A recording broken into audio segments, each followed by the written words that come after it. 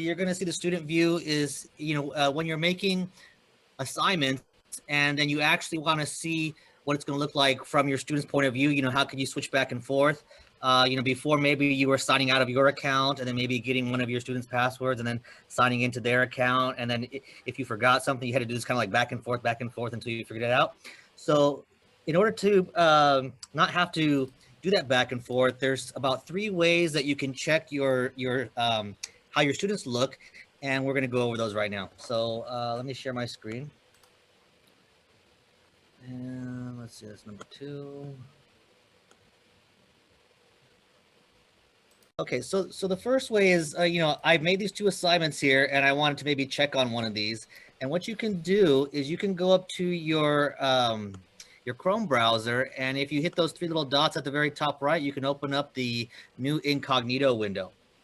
So what that'll let you do is then that'll let you sign in, and you'll have your account over here on the left, and you can have maybe one of your students' accounts over here on the right, and then it won't block you out or kind of recognize that it's 2 different accounts. So if I were to go to this dashboard up here, it would ask me to sign in, and I'm going to sign in as one of my students. And let's see here. There we go. And no, I won't stay signed in, but let's go ahead and go into their account. And now I can operate from both accounts and then kind of like update things. I could hit the refresh button and I could go back to the assignment and just kind of go back and forth from there. So that's one way to do that. Another way would be to use a separate browser. So if I were to use maybe the Microsoft Edge instead, I could open up a different browser, and then it's going to have me again log in.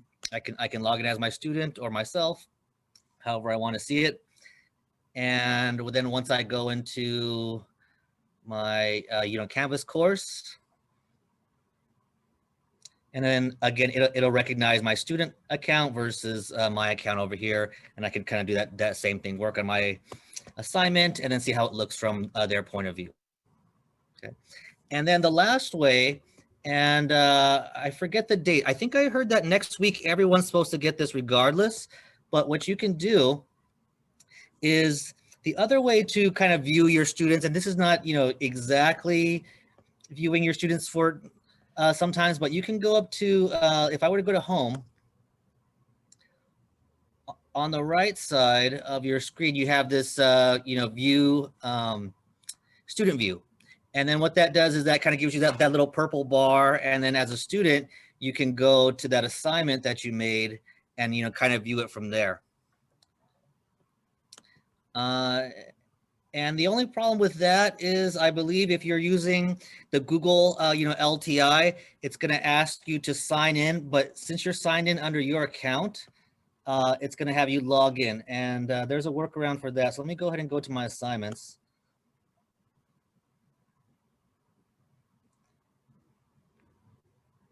And I'll kind of show you the 2 different ways. So one is just your basic, text entry assignment. And if I were to go to that one,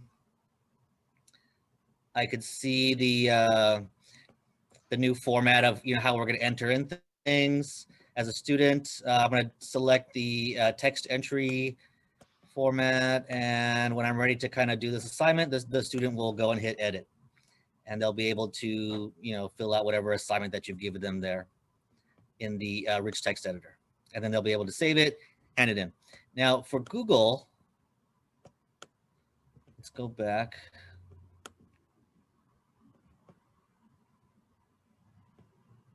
I don't have the history on that one. Okay, let me go back.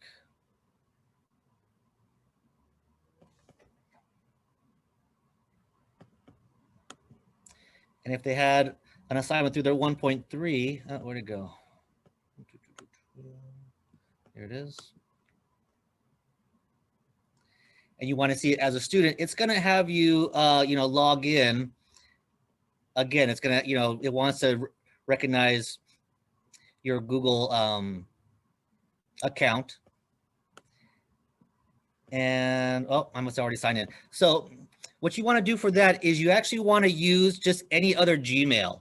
You can't use your hlpnet.net to view it because the HLPnet.net is not registered through Canvas, and you can't sign yourself up as a student using your same HLP USD because it's not going to recognize your student account versus your teacher account. So if you want to go into and like view your Google assignments, again, just sign up with any other Gmail that you might have, and it'll show you what it looks like as from the student point of view. Okay. Okay, I believe those are the three. Oh yeah, sorry. And then the last one to kind of view it as a student view is, let me leave this here. And before you were supposed to download this as a Chrome extension, but I believe it's going to be just built in for everybody starting next week. I think the 16th. And it's this little the pair of glasses up here at the very top right. And what that'll let you do is once you see it here, you're going to click on it and it's going to take whatever page you're on and it's going to move it to that student view. So before, in order to get to that student view, you'd have to go back to home and then click that student view and then kind of work your way all the way back to your assignment. But now if you're on that assignment, you can just hit those little glasses there and it'll bring it up for you. So that'll save you some time there when trying to view it as a student. And I believe that's it for that kind of stuff. So thank you very much.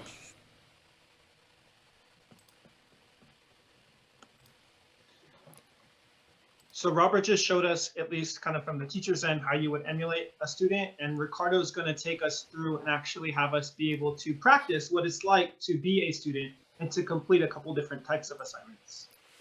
Yes, thank you, Gabe. The whole purpose of today is for us to understand what the new student enhanced experience looks like and what it looks like for our students to complete and submit assignments now, okay? So I'll go through this fairly fast so you get an idea of what we're going to be talking about, okay? So 2 weeks ago, Canvas changed the way the student experience looks for our students. And in their eyes, it improves the interface and the workflow. It also improves the student experience because they actually get to see a timeline on when the assignment was given to when it is submitted, okay? With this come some interesting things that we should talk about. Permissions. So you will notice that there's nothing you need to do, okay? The new student experience was pushed to all of our students, so it's the way all of our students submit assignments now, okay? So anyone that has a student role is going to experience this new student experience. Also, there are some limitations with it.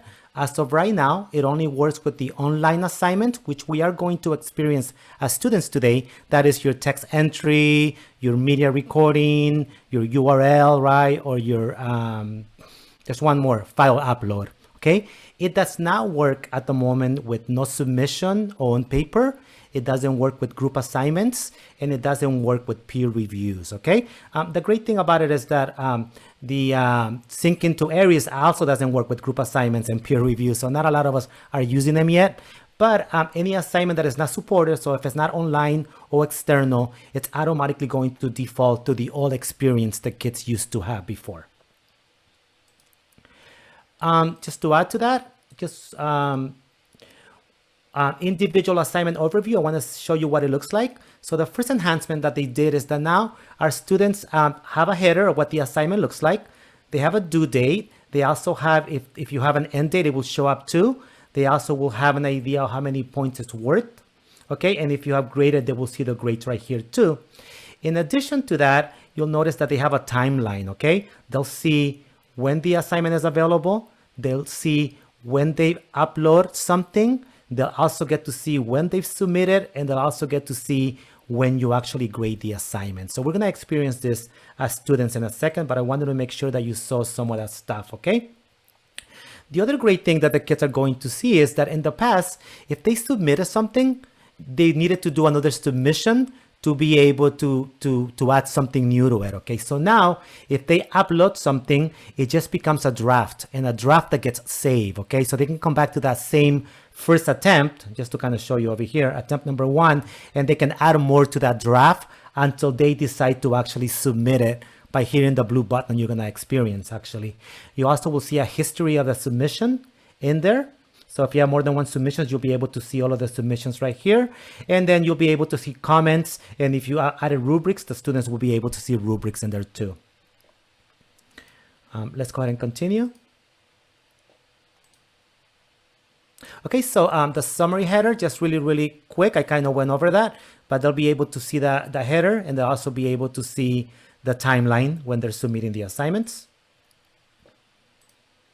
And as they scroll down and they are ready to start an entry, whether it be a media recording or a text entry and so on, that timeline becomes this little dot over here that will also show them the assignment is available. They are about to upload something, they're going to submit, and it's been graded. So they'll also be able to see that as they go through it too. Let's go ahead and continue. The timeline, just to give you an idea, can indicate one or more statuses. So just to show you what that looks like, okay, for our students. Let's say that the assignment is currently unavailable. It will actually show a red lock for the kids, okay? And this could be due to two reasons. It hasn't opened yet, you haven't made it available for them yet, or there is some kind of prerequisite, like another module they have to complete before they can open this. So then we'll have this red unavailable right there, okay? So they're gonna see that like that, okay? If the assignment is available, then this will be green, and then we'll just show them that it's ready to start working on it. And if the assignment is late because they haven't done it, this will show as gray right here. Also, if it's missing, obviously they will see the missing that we're used to on top, next to right under what the point total is.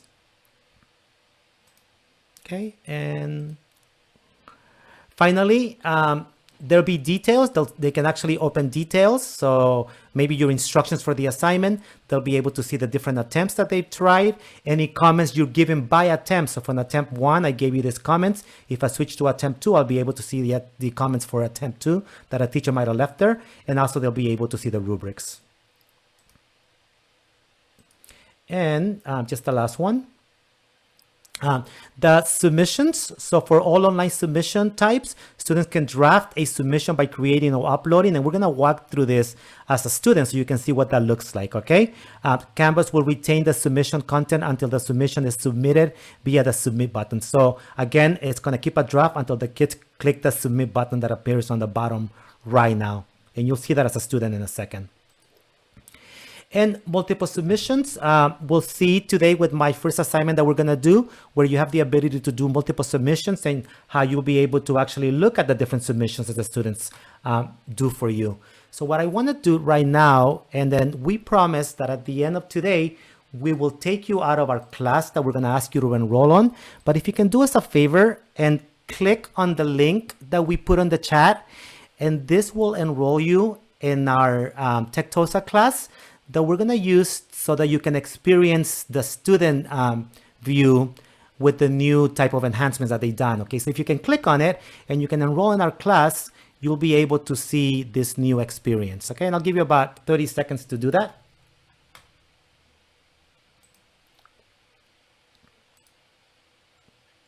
Then we'll go ahead and wait.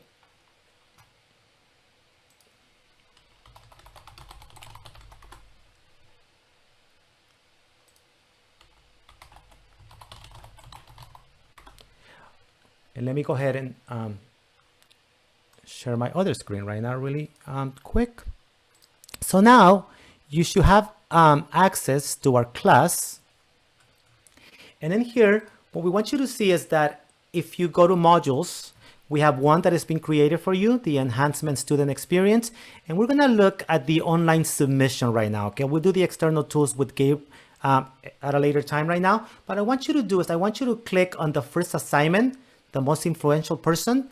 And what I want you to do is that you're going to see, you won't see it from the teacher point of view, but I've set this assignment so that when a student submits it, they have the ability to do any type of online submission, text entry, website URL, media recording, and file upload. Now, you might be aware that when you select just an assignment with media recording, we've noticed that our students are unable to submit right now. For whatever reason, there is a bug. What Canvas has said is that if you select media recording and you want the kids to do a media recording, just make sure that you select another type of submission. So maybe file upload or text entry. And this should allow the students to submit the media recording, okay? Right now I have all 4 of them.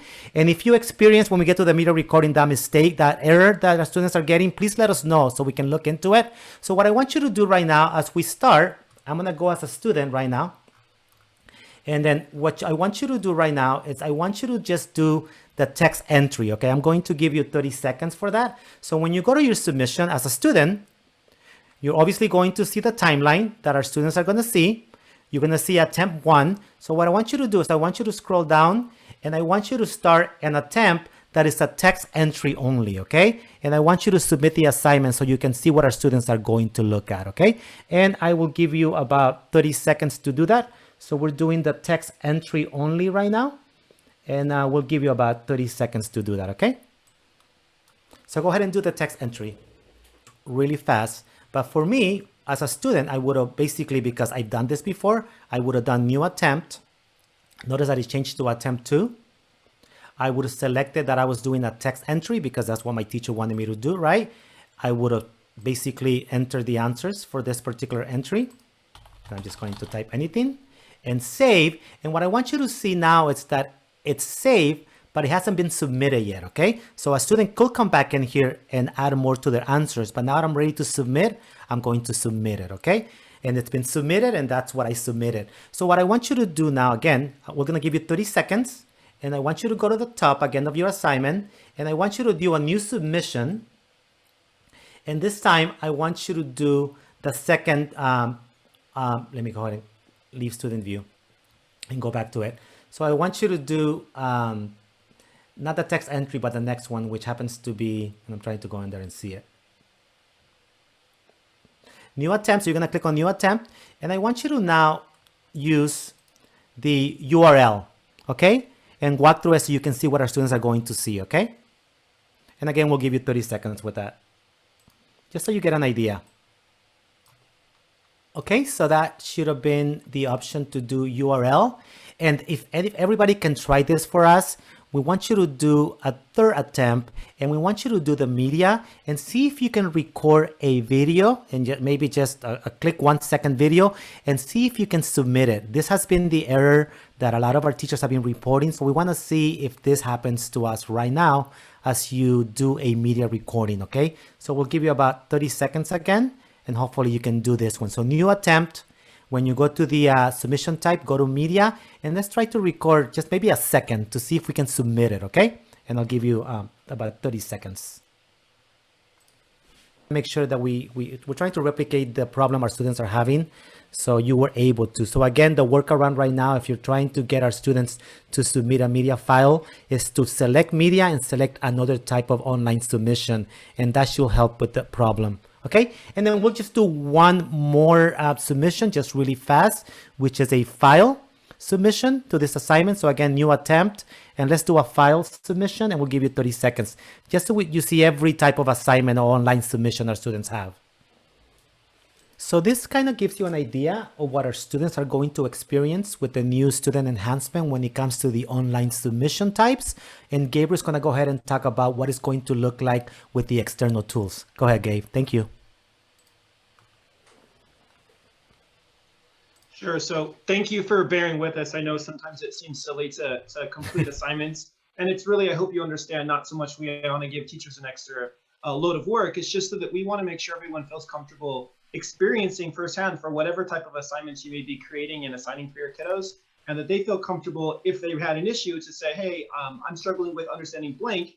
You've experienced it, at least in this instance, if not before already, and you're able to assist. So we are going to take a look at the next portion, which is our external tools. So as opposed to looking at the stuff that you would be submitting at least directly through Canvas, we are now going through Canvas, but it's the external tools we'll take a look at next. Now, I want to highlight really 2 of those, and Christina will be able to touch on a few more. But the 2 we're going to take a look at are both for Microsoft 365 as well as for Google. And so I kind of figured we'll lump 2 things together with one, which is first prepare you and make sure you're comfortable with being able to troubleshoot or to problem solve for kiddos with both of those, and then 2, be able to experience what it's like for those. So the first thing is, I know a lot of times I get emails or we get emails from students or teachers saying, my students are saying they can't access a file, and usually it's one of the external files or external tool files. So for example, let's just start off with Google. If your students are saying maybe, for example, that they can't access it or that it's not giving them permission to open it, most often it's because they have the wrong account connected. So I'm going to go ahead and share my screen and show you what I'm talking about, and make sure you feel comfortable, if you're not already, to be able to resolve that for your kiddos. So share my screen. So right here is our course that we are currently in, but this is from the teacher's perspective. And one of the things you'll note as you look on this left-hand side, this is what we refer to as the course navigation. You'll note that there are a bunch of little eyeballs with slashes through them, and those are to tell me that I am not having this shown out to the students. And it's one of two reasons: either I haven't brought it over to my navigation for them to be seen, or I don't have anything active yet for them to see there. And so in order for you to be able to resolve the issue with Google specifically, you want to make sure that you can see here Google Drive in your course navigation. And as right now I look, it's not there. So we're going to come over to where I see settings. Let me just move this out of my way. And when I click on settings, I look at a screen that looks like this, and probably we're familiar with this. This is where I see what is appearing currently for my course navigation and all of the other many options of things that aren't there just yet. So I'm going to find, and I see it right there, Google Drive. And it's as simple as me simply just grabbing it and moving it or dragging it up to where I want up here. So once I place that, I want to scroll down and be sure to select save. So again, all I've done is gone into settings. And then once I was into settings, I came over to navigation. And what that allows me to do is adjust what my students are seeing from the course navigation. So here I see now I have Google Drive. So if I were logged in as a student and I came to my course, and you could do the same, you will see Google Drive there. And if you don't see it just yet, you may need to refresh your screen if you were wanting to. But once I click on Google Drive, and this would be the same thing for a student trying to click here. One of the things we want to verify that for them is the fact that they are logged into the proper account. So a lot of times for our students, they'll have a letter or an initial to represent for their account. And in one particular case, I recall assisting a student who was logged into their name, their initial was there, but it was their own personal Google account, not the district provided one. And so all you need to do is click right on top of that circle, and it should show you with the entire long email address which account they're logged into. So for students, we want to verify that they are in fact logged into their username at hlpnet.net. I'll say again, at hlpnet.net, and that's just the student district Google account. So if your students are having issues accessing a file, my recommendation first and foremost would be that you add Google Drive as we just did to your course navigation. And if that's the case, it's already there, just have your students confirm they are in fact logged into their district hlpnet.net account. And if they are, and they're still having issues, let us know. We can potentially troubleshoot. But I'd say 9 times out of 10, if not more, this is the case where the students are not logged into their account. So we verified they're logged in properly. What is the next step? Let's look at actually completing some assignments here, okay? Because we know that they can access the files. So what I'm going to ask you to do is come over to where you just completed the mini assignments that Ricardo had for us. I'm going to go back home. And so what I want you to do is go to assignments, and this time you're looking for the Google assignment. Let me go ahead and go there. The first external tool assignment, it's Google Assignments 1.3. So you're going to click on this. I just want you to be able to verify that you have, first of all, your account connected. Sometimes we might have our own personal accounts. I know Robert alluded to that earlier, but we want to make sure that you're accessing it through our district account for teachers. It's at hlpusd.k12.ca.us. So a little bit different than students, but your proper account, if it's not, you can switch accounts. So in my case, I have my own personal account, not the right one. I'll click that over, and I should be able to complete and access the assignment. And what I'd like for you to do is, first of all, obviously sync the proper account, but two, take a moment just to complete the assignment so you feel comfortable in saying, hey, this is what my students are going to be faced with if they were to tackle a Google assignment inside of Canvas. So I'll go ahead and give you about 2 minutes, maybe even less, for you to, first of all, if you're not already there, get to the screen, to open the external tool Google assignment, the first one under external tools, and then go ahead and complete that assignment for us. That's the cool thing about the app. I don't know if any of you have it as well. Sorry, Ricardo was doing his spiel, my phone's lighting up with my notifications. So students are completing this assignment. That might be overkill for some, but I see it now for those of you taking the time to complete this for us. Thank you. And just to add to what Gabe said, also the ability to grade in the app so much faster than doing it on a regular device. All right, a few more seconds and then we'll go ahead and wrap it up and shift gears to our other external tool, Microsoft.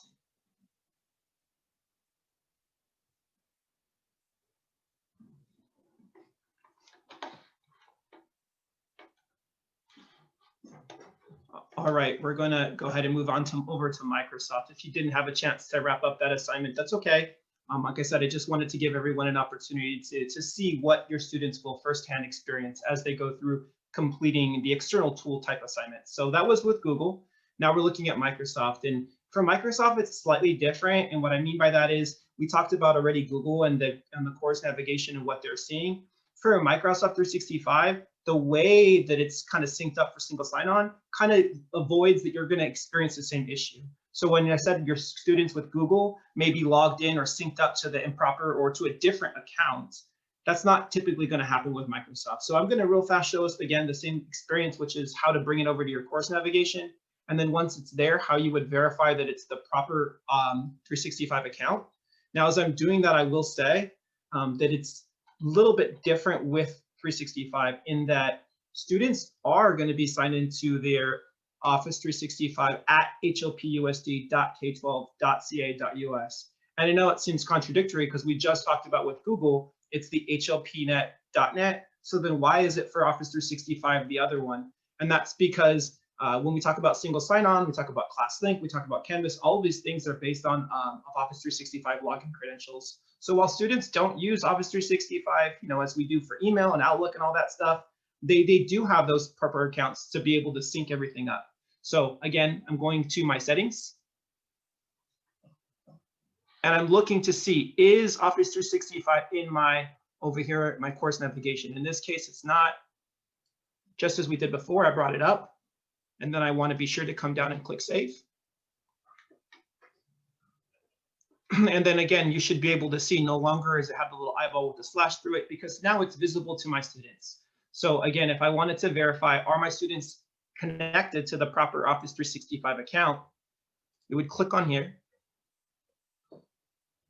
And just as we did kind of with Google, we're looking to see, are they signed into the proper account? And again, not so much are we going to experience this issue as we did with Google because of the single sign-on. That said, we can come over to our assignment. So that was kind of more so from the teacher's perspective, how we can ensure that the students are having access to those type of assignments. Now, from the student's perspective, what do those assignments look like and how do they submit them?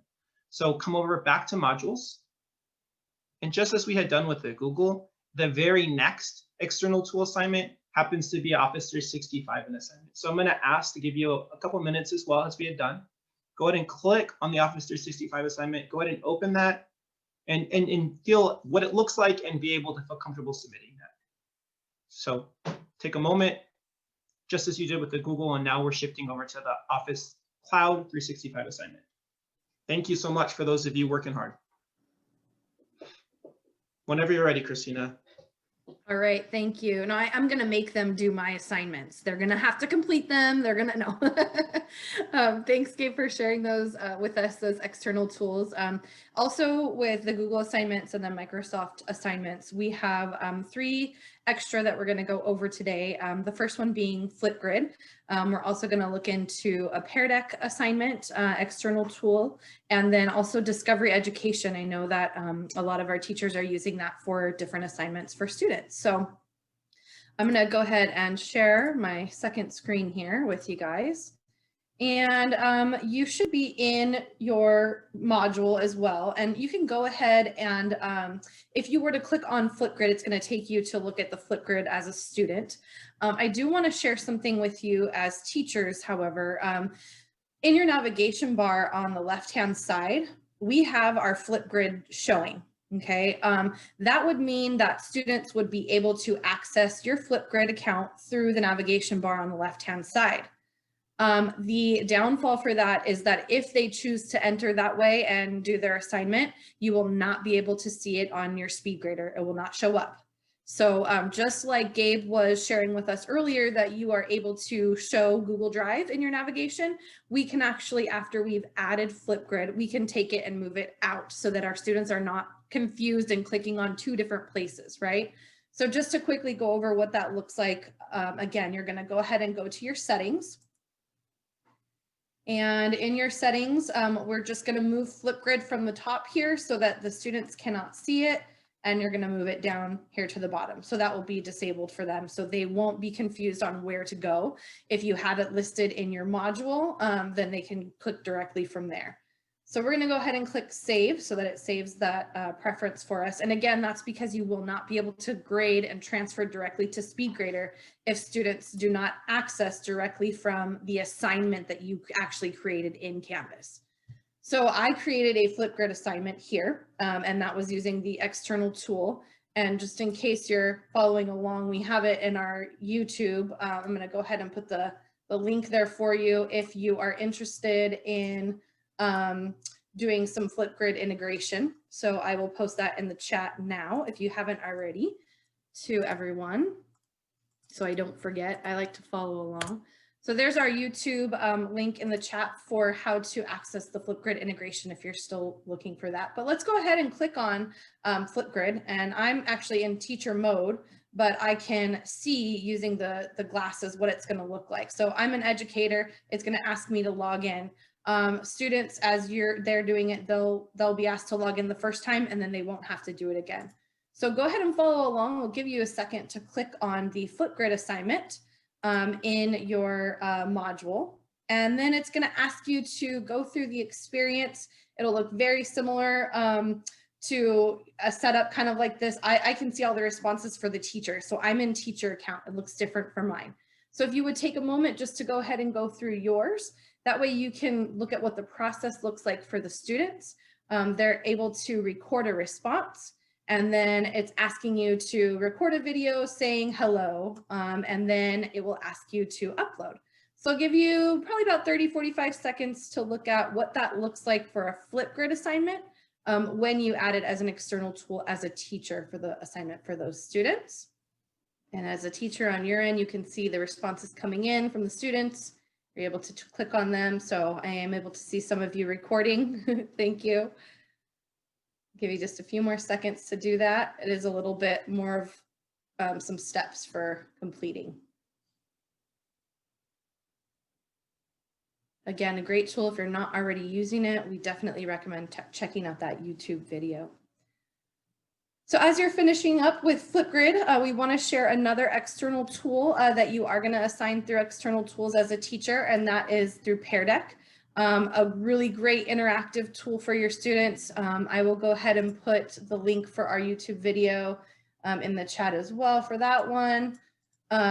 If you're not already familiar with Pear Deck, check that one out as well. We will be doing a special on some apps coming up soon for our Transformational Monday, so be sure to check that out. I'm actually going to write the word Pear Deck next to this one so that we know the difference between the two. All right. So that is in the chat for you now if you're interested. I always like to click on the links and save them on my computer as I'm going through the training, so I have them pulled up. So go ahead and click on Pear Deck, and for your students, they are going to see some directions at the top. So at the very top, you can see circle the word interactive on the slide. So take a moment to click on the Pear Deck assignment. And you have the option as students to say how you're feeling today, or they can also skip. Okay, and as you're going through this, we can go through this together to see what it looks like. I'm going to go ahead and skip it. Now it's asking the student to go ahead and circle the word interactive. They're able to click on any of the pens or pencils or any colors, and then you should circle the word interactive on the slide. And this one's a little bit different because they do have to go to the next slide in order to submit. So if they just circle interactive, it's not complete yet. They need to make sure down here at the bottom, it says slide 1 of 2. They need to click next and then let the teacher know they're done. They need to submit the work. So you have to make sure to submit it in order for your teacher to see, and they get a confirmation that says, great job, well done. So they're able to see that as a Pear Deck assignment as well. And this can be done in real time, or you can assign as part of your asynchronous work for them to do in the future.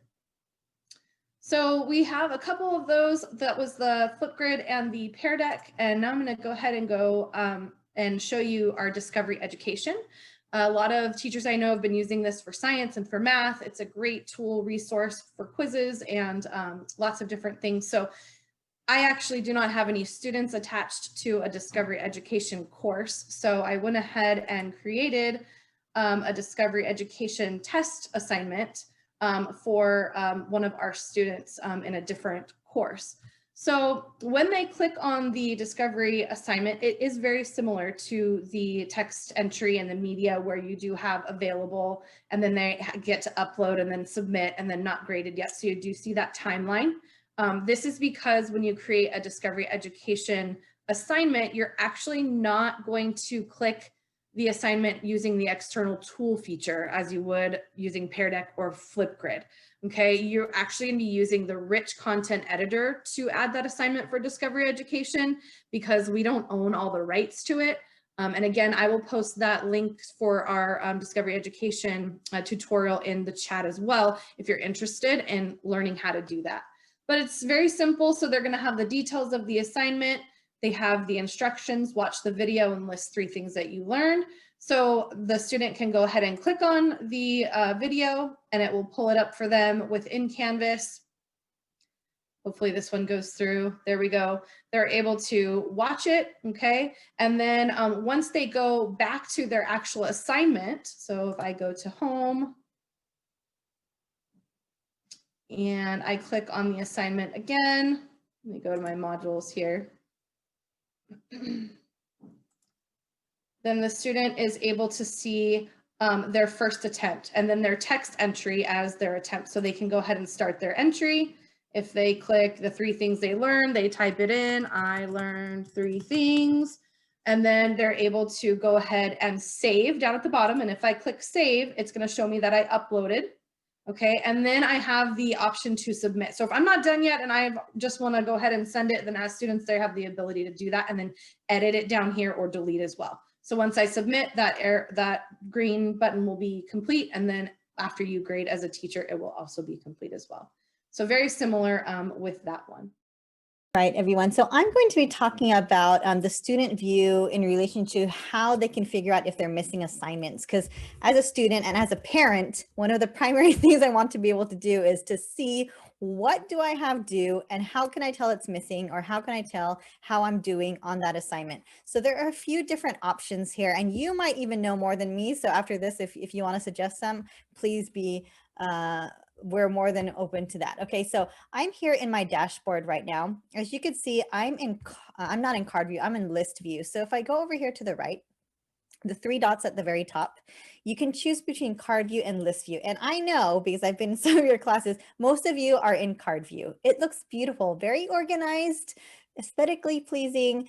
Card view is great, but it does show you it by course. So that is great. But for the students, they might want to see it by date so that they see the assignments that are due by date. But you might say, look at here on the right, we have the to-do area, which shows them what is in their schedule for the next, week or so. But when you have it in list view, here's something that you may have not noticed. They actually have it by day and by what is due that day. So I'm just going to scroll. I mean, I'm not an actual student, but I am enrolled in quite a few courses. You can see on December 11, I have 2 courses here. They're color coded. These are the things that are due on that day. I'm going to scroll back to see on December 4, one of my classes, my teacher is a slave driver. He assigned me 3 different things due on that day. And so as a student, I can see in here. And not only that, he sent me some comments on the assignments and I could see them right here. Make sure you turn it in. Okay, fine. Horrible student. I know. Wait, horrible teacher. And so make sure you turn it in right there. And on the side, you could see that this assignment is graded. It's still missing. You might wonder about that. We'll talk about that in a moment. But I do have feedback. See the word feedback there? That tells me there's feedback, and I can see the feedback right there. Make sure you turn it in, okay? I could see how many points I got on it. So as a student and as a teacher, this is a great view because I could see, okay, on Friday, there were 3 assignments. I turned in 1. and the rest I didn't get anything. I still have that missing alert right there. So just to pause for a moment, even though it's graded, it appears as missing because the due date has passed. So as a teacher, if you want to remove that missing, you do have to go into the grades and manually remove the missing mark for that student. But if I were you, if you don't want to go through all that typo, I would just tell your students, focus on the score. So even if it says missing, don't worry about it if there's a score there. If you're missing a score for something you turned in, then yeah, you probably want to alert me. But if you see your score there, don't worry about the missing word. Okay, so that would be a good best practice. But if not, you can go into the grades and remove that as well. Okay, and another place you could see. So anyways, this is the list view. So you might want to show your students this if they're not already using it, because I know the card view is beautiful, but the list view might be more useful for them. Okay. You can also use, when you are in list view, at the very top, there's a bell right here. If you click on the bell, it shows me all my missing assignments. So that's a great place for your kids to go. And again, this is not in card view. So they would have to be in list view. They have this bell and it shows them all the assignments that the due date has passed and it's actually missing. And the great thing about this, which is the same thing as list view, they can actually click on the actual assignment and they could do it from here. So they don't have to backtrack and find it. They could just go to the bell, find it, click on it, and it will bring them straight to the assignment. Okay, so that's very convenient for the students. Okay, let me close that. Okay, another place where they could also see their missed assignments is, if you notice when you're giving grades, you have the ability to email all students who are still missing the assignment. Did you know that? When you go into the grades, you can choose email students who are still missing. So if you email them, then it will show up in your inbox. So if you see all the way to my left, there's the inbox right there. I click on that. And then I could see I got an email from my really mean teacher. Don't forget to submit your assignment. Okay, so that is another place as well if you did send out that email. Okay, so those are just, I know that was really quick, but I know that's very, very crucial information for your kids and for your parents. So if they don't know that, you might want to share that information with them. The list view, the bell, and also the inbox if you do send something out. Okay. Text, am I missing anything there? That went a lot faster than I had anticipated. No? All right. Was there somebody after me? No? All right, everybody. So thank you so much. I think what we're going to do now is maybe take some time to answer some questions, unless the techs want to add a little bit more to what we went over today. And this was just such a training that we were eager to give you because of the change in the student view. So we're so happy you're here with us. And if you have questions, this is your time. So I'm looking at the document and I only see you're there. The one question. I don't know if Christina wanted to answer it or if anyone else did. Yeah, I actually saw that one too. I'm looking into it to see on my end as the teacher, what, let's see, Teresa, that was you? Or no, she's in that box. I'm not sure which of you typed that into our question document, but I can look into my drive to see, or our grades, and see if I can figure that out. But maybe if you guys want to take some more questions until then, I'll let you know. So what about the extension being not being able to see it at the top? that was from last week. Oh, okay.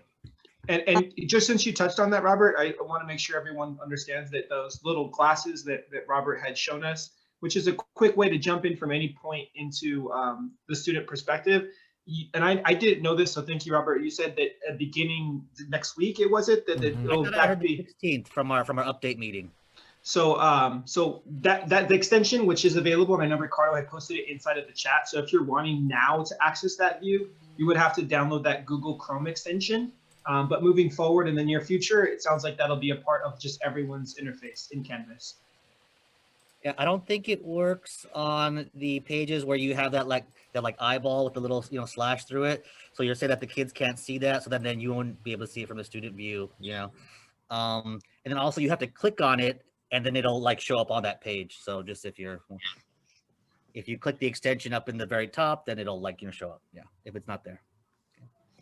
And I think I know why about the Pear Deck assignment. It's because I have it set for 0 points. So if you completed it, it's 0. It's automatically graded. So if I were to add a number of points to it, then you wouldn't have gotten that notification saying that it was already submitted and graded at the same time. So it has to do with the points.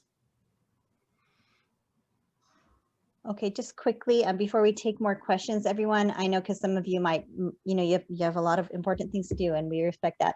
But before you go, if you don't mind, please filling out the feedback survey. This really helps us as we prepare for our next trainings to be better prepared to help you. So please take a moment to fill out our feedback survey.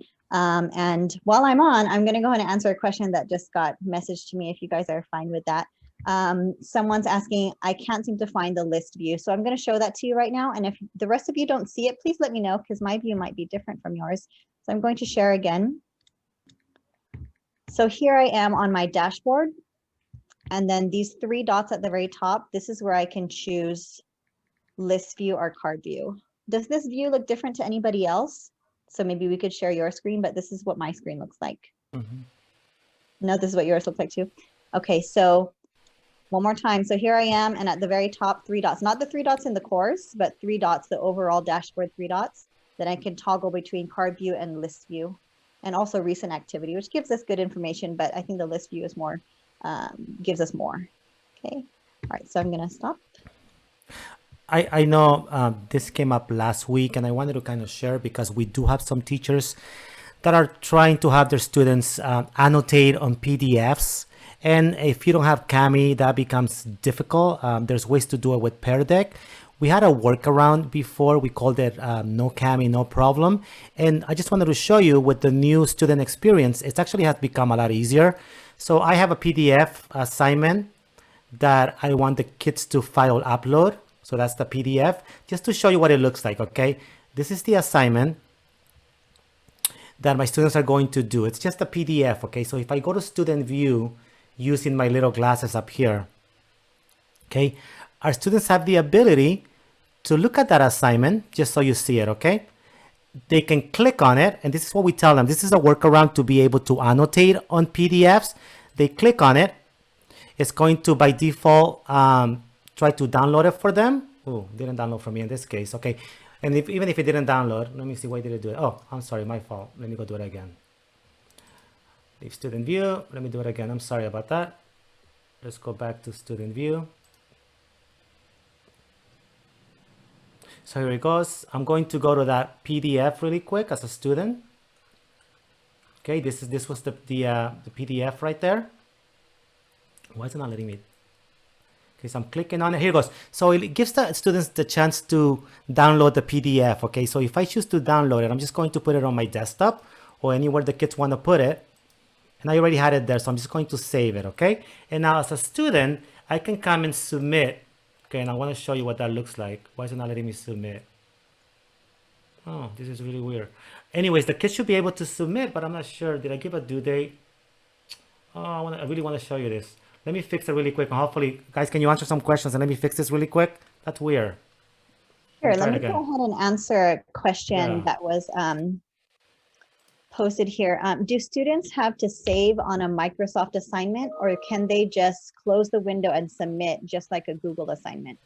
It'd be very much the same as a Google assignment in that once they are completed the assignment that you created through the external tool for students, then yes, they would just go back just like they would for Google to the Canvas assignment and click submit, and it will be there. Now, here's the one exception, and I want to make sure if anyone correct me on this, and that's if they happen to open the file and try to work on the file, for example, on the application that's on their device. So instead of them using it online, and they're instead using, for example, let's say Microsoft Word, then they would be doing it on the actual computer program on their device, then it wouldn't necessarily sync up that way.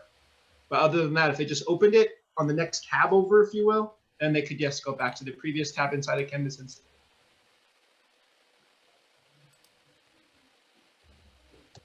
Perfect. Someone also requested the video for this to show the students how to change the view from card to the list view. And yes, we'll do that by this week. Thank you. so there, and correct me if I'm wrong, guys, their default view is list view, right? The students are defaulted to list view. Yes. I believe so. Yes. I believe so. But I think there's a few that might have been expected to do card view because card view did look cleaner. So maybe not knowing what it offered. Yeah. I So just want to go ahead. Yeah, I just wanted to show. So here it is. So this was the assignment. Now I'm in the student view, right? So our students will just basically click on the worksheet. It will ask them to save it, which I did before, okay? And now that they do that, they go upload file. They don't do anything to that worksheet. They just upload it again.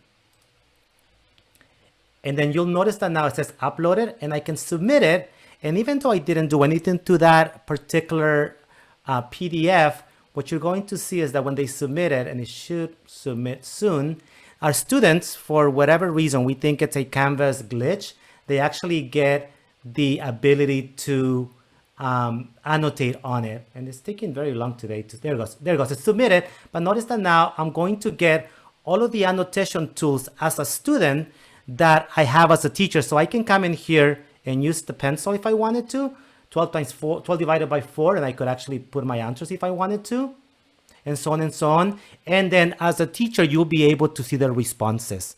Okay, so the kids, it's a workaround that allows the kids to annotate using the same tools we are using as teachers, but now they can come here and complete an assignment, whether it be using the pen, whether it be using the text feature in here if they wanted to. I can go in here and put an answer if I wanted to. And it's just kind of a workaround that allows them to use an annotation tool using the same annotation tools that we have as teachers. Okay? Gardo, when they're done with that, does it automatically save it? It does. We tell the kids to just refresh it just to be sure. It automatically saves it. So as a teacher, you can come in here and you'll be able to see what the kids added. So notice how it's in there. So it automatically saves it. It's a glitch that Canvas has, but it works for you as a teacher to come and look at their annotations in there without having to have Cami. All right, we have another question here. The teacher said they created a text entry assignment, and once students submit, they cannot go back. They can't go back to edit after reading their feedback. They should be able to edit it, right? Even after getting feedback, or is that a setting somewhere? I had said, and I could be mistaken, but that it may be connected to the submission, allowances. So I wonder if maybe it's only constructed to allow one submission, then maybe they wouldn't be able to adjust. And then that may not be the case, but that's my first inclination. I would agree. I think the number of attempts that you assign, definitely. I would try that. And if that doesn't work, please let us know, because yeah, we can help you troubleshoot that. Again, with the auto save, as long as they just start the text entry, it's going to save it. And if they don't submit it, they can go back and keep adding. But the moment they submit it, then it becomes what Teresa and Gabriel said, the unlimited attempts. Yeah. Okay, we have a teacher who wants to ask a question out loud. That's totally fine, since we don't have other questions as well. So feel free to unmute yourself to. Hey, this is Danny. I was the one who asked. Shocking for everyone.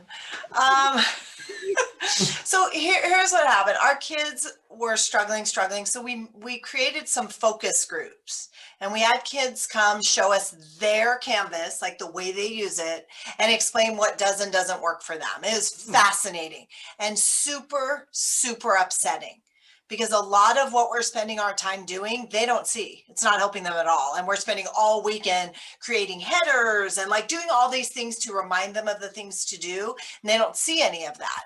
So I have pages of information from the kids, but the dashboard Teresa just showed us, the complaint that our kids had was this. They could open up all the days, and let's say I have a big project due next Monday. They don't, remember, they're middle school kids, so they don't do, there's not a lot of effort to plan. They have to go to next Monday to remember it's due. And we're trying to find a way to have a reminder there as we get to next Monday in their dashboard for them. So the idea was we should do announcements, and the kids loved it. Their parents did not, because they get every announcement. So we're kind of we're trying to come up with a plan for second semester. So I just want to put that out there if you guys have any great best practice, brilliant idea for us to help us.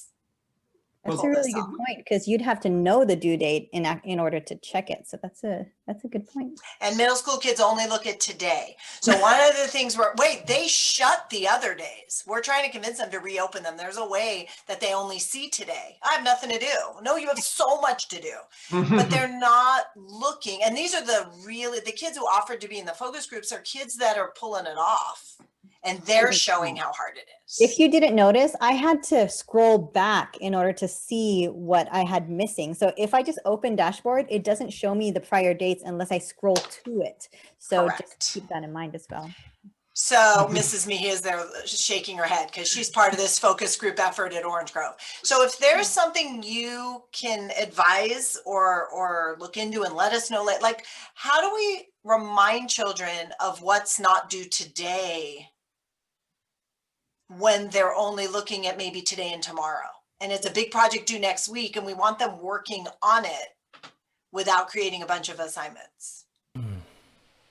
And it doesn't appear in the things to do. It does not appear in the things to do because it's too far away. If they go in the grade book, I have some that actually go straight to the grade book. So if you have not officially entered the assignment with a due date, they don't think they have any work. And they don't want to go in the modules where we're giving all our tips and headers every week, every day. Thought that was brilliant. On Monday, don't forget to work on this. Don't forget to read your novel. They're like, why would we go in modules? We have to open every class separate. I'm like, oh, so that was a waste of our time setting it up that way for them because they don't like the modules. They said it's overwhelming and they have to remember to open every class. And every club has a course. So their course lists are really long. So the to-do list with the coming up and all of that, as you go further down the to-do list, it won't, that doesn't suffice. Well, I think it suffices. You're asking the wrong person. The children, it's almost like for them, they said the best thing would be is if it was like assigned every day, but our grade books can't facilitate that. Well, it would be mind-boggling. Anyway, I'm just throwing it out there. We're having another focus group to work on solutions with kids, but I thought maybe if someone had a better idea than us, we could cut to the chase. This doesn't apply to everybody, but you do, for students that have a assistant such as Alexa, you can actually connect your Canvas to Alexa and the kids can go, hey, what's going on? What is due? And Alexa will go through like the 20 next things that are due in the future. We have a video on YouTube. It's not going to apply to every kid, but there is such a thing. I have it hooked up to mine and it tells me what's due or what's coming up and so on and so on. And Just throwing that. Yeah, the card view, the to-do list, I think might be the best bet. You just missing. That's a flaw. It doesn't show them missing, but it shows what they should be working on right now, what's coming up. And then to add on to that, I know that you had said that the announcements, and that's when you were saying, like, I don't know, and I right away thought announcements are like, we're doing announcements, but then the parents were perturbed by the fact that they were getting bombarded. So the workaround, at least for that, might be for them to change their notification settings as the parent so that they're not getting all of the mini announcements. But just an additional potential avenue, I guess. Do you guys have a video that we could attach in an announcement to parents about how to stop having announcements? Yeah, I don't know if we have one. If we don't, I'll make one this week. That would be great because we've tried to explain this and a lot of the parents either just aren't doing it or don't get the steps. Maybe a video that we could send off to them could help. And then you were saying that they don't like the modules. Oh no, they were very clear about that. Because in the modules, I mean, there's a great solution for it, but if they don't want to look at a module, then no. But when I gotta tell you, I recommend to everyone, grab a kid and say, show me your Canvas, because it will change your perspective. The student view is a thing, like this assignment, but you should see what they have, especially like secondary, because of how many courses, and I'm not sure about elementary. When they open their courses, like let's say to go in a module, everything we create is a course. If we're going to have a fun school-wide something, we create a course for the kids to enroll in to participate. And so their list is pretty extensive, even though we delete things. And they found it, some of them were telling me it stresses them out to go look at their list of modules and go look at their list of courses and have to open each module for every class. Because depending upon how a teacher sets it up, they have to find the right module to look at if you're keeping them published. So in the module, you don't have to make an assignment. You could just put a page and then make that page a requirement to move on to the next thing, but yeah. No, we're messing with it. I just thought not to stress everyone out, but maybe someone knew something, but yeah. It's very specific. Another option, Danny, is, and I don't know if this will work, but our students also have the ability to go to calendar, their own calendar. And then here, by default, I'm only showing a couple of classes, but if I go to agenda and I select every class that I have, it will show me basically, but it becomes very overwhelming of anything that is due. Let me go to last month if I wanted to do, so you can see what it looks like for the agenda view. Yeah, a couple kids love that. You know, the and agenda shared that. view, and because it shows different colors by class and so on and so on, and that could be an option maybe. Yeah. But Now again, actually yeah. rethink that. Mhm, yeah. That's and if you look at it by the month, you actually can see everything in one Yeah. time. And it's we like that. Some kids, what we're finding out is every kid's doing it differently, and we need to get everyone on the same page so that we can best advise them every day Right. of where they might want to be looking today. Like, so they're all over the place. So we're trying to clean it up for second semester. Yeah. Thank you, guys.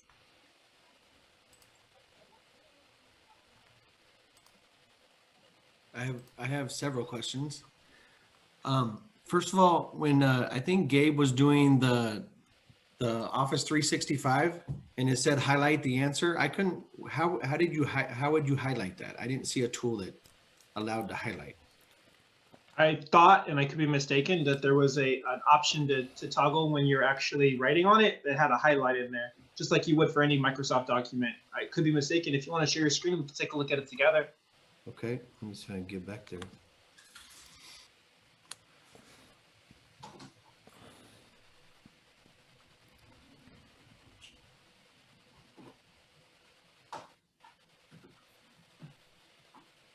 Edit document.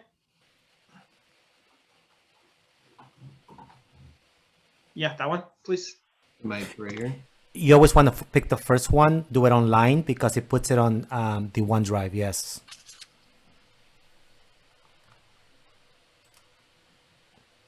And I think it's taking a while to load. Maybe I could be mistaken. I thought at the top is where you have your toolbar. It should come in. There you go. Okay, maybe I just didn't wait long enough. It's okay. I did exactly what you said, and I did that toolbar didn't pop up. Okay, here's the other thing. I'm doing this for my students where I have I went ahead and just did like a basic blank document and just put like title and your name, and then they have to actually when they're typing up a paper, they put in the title, they put in whatever they wrote, and then I have them insert a picture. And a lot of them, when they're inserting the picture, it's not actually showing up. So one student came back on Zoom with me, and we had to actually we had to save the picture to the picture file and then insert it that way. But it's just extra steps. Is it not possible to just insert it straight into this? I would think that it would be possible just to copy and paste an image just like you would anything. But right. And when we did that, it just showed a box and it had a big red X in it. Anyone else on the team might have a solution? That's news to me. Sorry. There's an extension that you have to, and I'll share it with you, that you have to actually turn on to be able to copy and paste images into a Word document, if I want to put it that way. So it's on the chat, and you might want to let me send it to everybody. And you might want to try enabling this extension, and after that, try it again and see if it allows you to just copy and paste that image. Okay, thank you. I mean, hopefully. Is that at all an issue with Google, or is it specifically to Microsoft? This is specifically Office 365. Yeah, honestly, I hadn't been using Google because I thought we were kind of supposed to switch to 365. But I almost kind of want to go back. Different people have different, in terms of like what's their preference, and yeah, there's not a right or a wrong. Definitely pros and cons to each. I will say that. And I have more if other people don't have questions.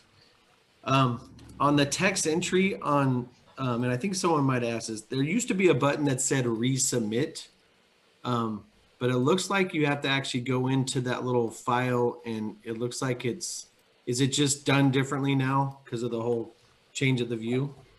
I think yeah, you're right in terms of the student interface update. However, they're still able to submit multiple attempts on multiple whatever it is that you're wanting them to submit. That option has not gone away. It's just maybe how it appears to them looks slightly different. Okay, because I was telling the student, oh, just click the resubmit button, and obviously, so that might be why they're having issues, because it's not there anymore. So I would say, is it a Microsoft document we're talking about, or is it?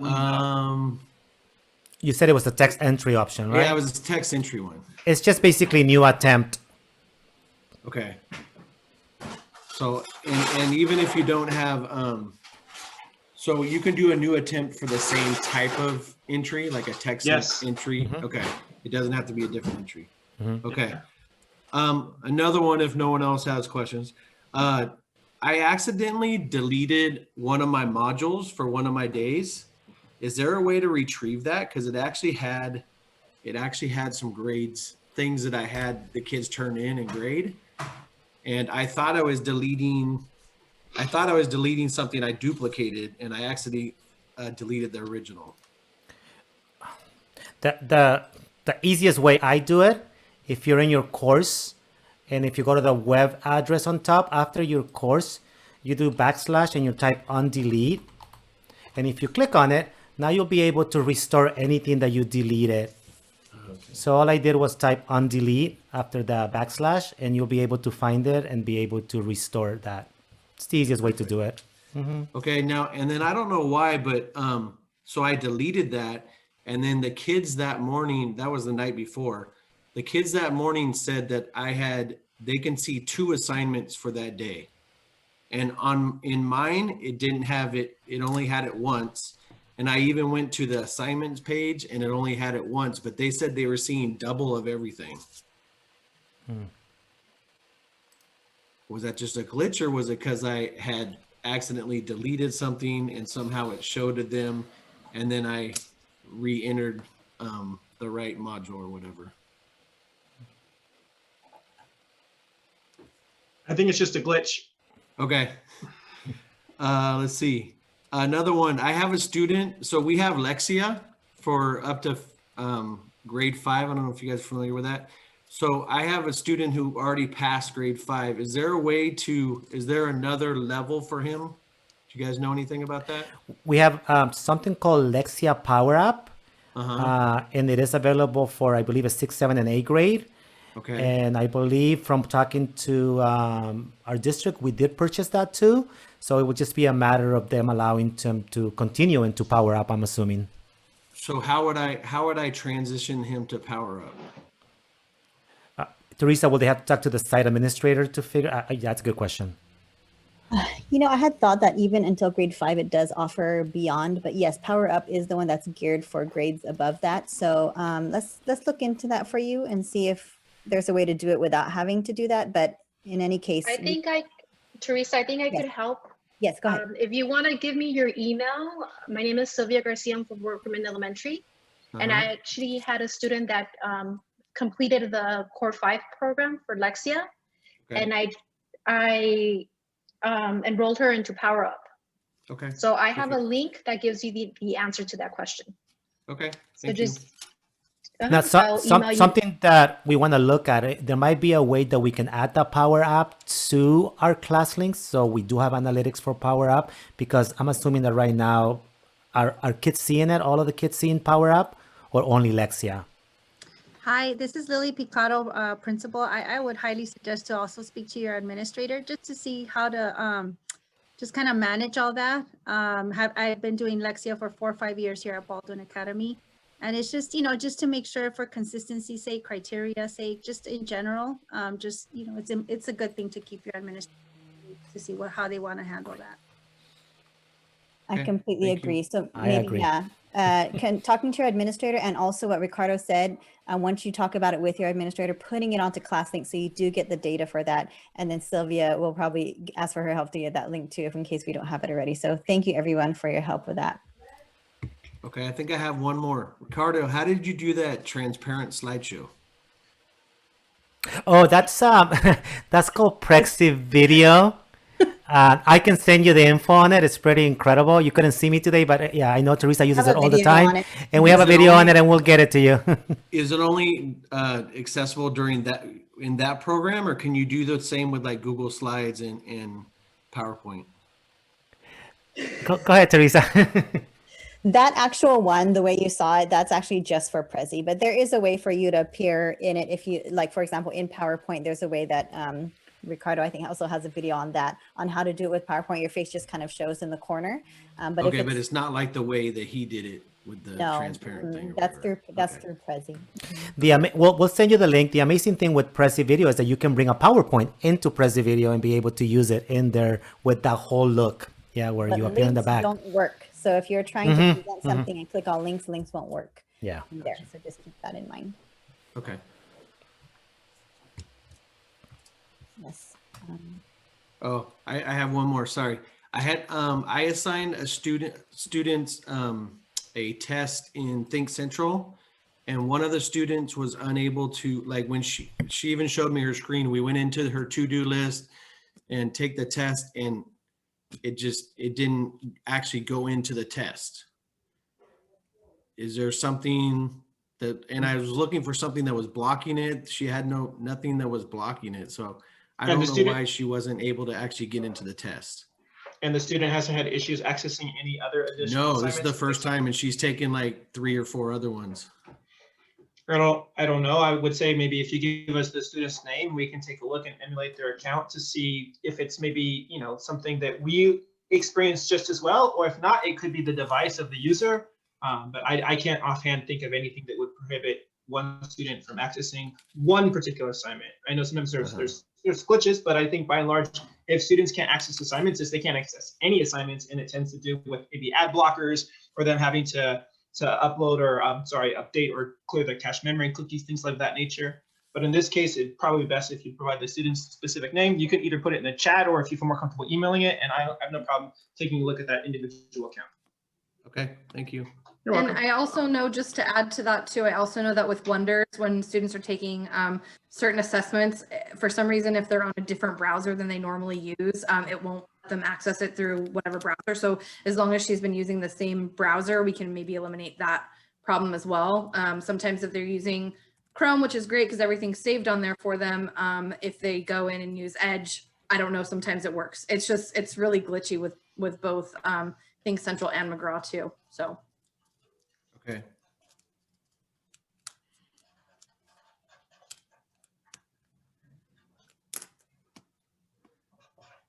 Thank you for answering all my questions. I appreciate it.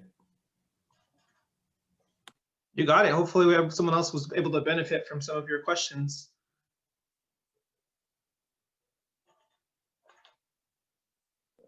Let's see, Mr. Johnson, I did put the link to the article for Lexia for you on the chat. If you want to copy paste the link, I'll tell you how to convert the student into Power Up. Okay, thank you.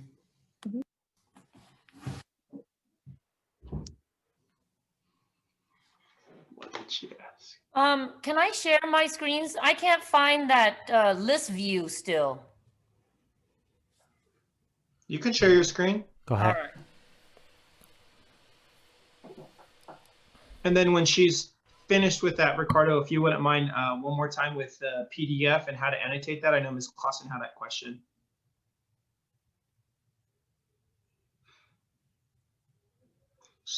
So you want, Go to So- dashboard, right? yes.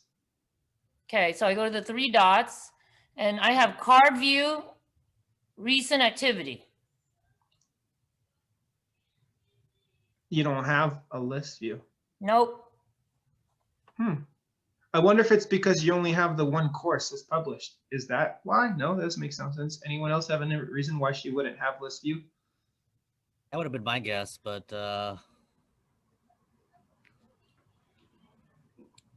But if she tries to publish, you could, I was just like, maybe you want to try and rule out our speculation, publish one of those other courses, and then we can see if you have list view available. Publish the others. Any one other course, you don't only have one published course. How do I publish? Is it just It just says right there, yeah. Mhm. okay? Now click up at the top with the 3 dots and let's see if you have list view. Nope. I got nothing. We can look into it, but I don't know why you're not seeing it. Can you do me a favor? Instead of going to dashboard, go to courses, the next drop. Yeah, right there. And then just go to all courses. And it doesn't give you the option either. Interesting. Yeah, we have to look into that. Huh. All right. Thank you for trying. Yeah, sorry you weren't having the issue. I mean, it's like, it's right there. Click on the 3 dots. You're like, I am, and it's not there. Yeah. All right, so now Mrs. Clausen's request with regards to how to annotate again on a PDF. Sure. So I basically created the video. I mean, the assignment, right? It's file upload. That is the option the kids get. And I've added a PDF right there. Okay, so I'm going to do new attempt so you can see it, okay? So our students will come into the assignment and they will see that the PDF that you provided for them is right there, okay? So what they need to do is they need to basically, for whatever reason, it's trying to open it for me, but if the kids click usually, it allows them to save it on their desktop. And I don't know why it's opening it for me. Maybe because I'm a teacher and a student on this particular computer, but I can just go ahead and just save, I guess, in this case. I don't know why it's opening it for me. But once I save it into my desktop, which it gives the kids that option, I guess because I'm a teacher and also a student in this class, it's not letting me, I can go to upload file. And the kids do not do anything to the file. They just go and select the one that they downloaded, which is the one you provided for them. They go open. Okay, they'll see it that it gets saved over here, and they still have to submit it. Okay, so they're gonna submit. And after they submit, again, because of this Canvas glitch that we have, you're gonna notice that once it gets submitted, it takes a while. Our students, for whatever reason, get the same annotation tools that we get as teachers for grading on SpeedGrader.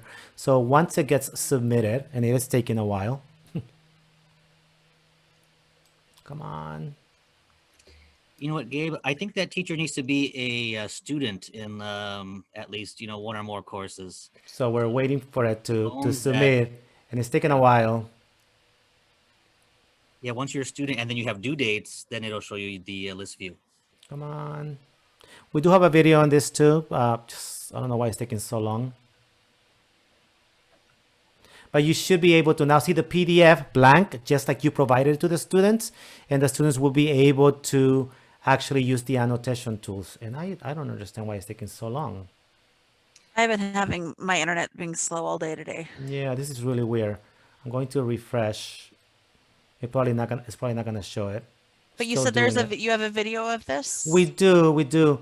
I'm putting it in the chat right now. So let me go to the Thank attempt. you. Let me go to You're the welcome. attempt. It should be done by now already, but it's not done. But let me go back to the. Oh, there it is. Okay, so it says that it's submitted, but it's still taking forever to show it.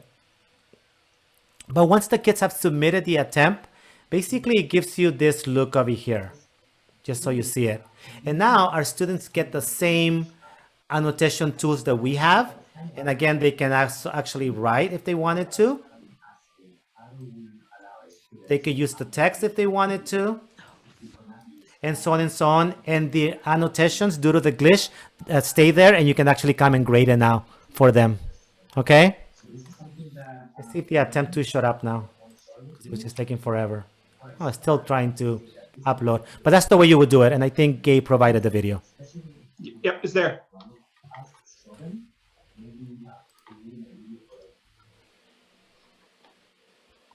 And then let us know, Christine, if you still have issues or if you need additional support. We're here to help.